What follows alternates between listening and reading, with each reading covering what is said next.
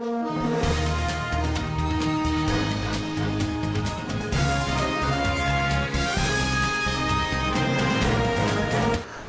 તાલુકાના ઠળિયા ગામમાં કસુંબીનો રંગ વાર્ષિક ઉત્સવ ઉજવવામાં આવ્યો હતો,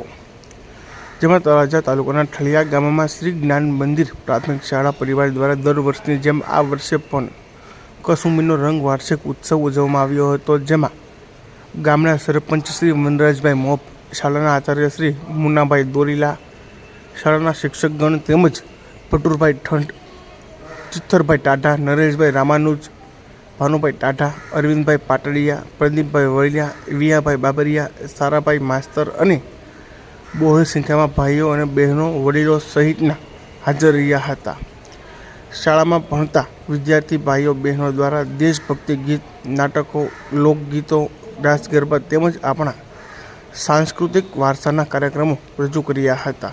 રિપોર્ટ દિલીપ ગળસરિયા, તળાજા.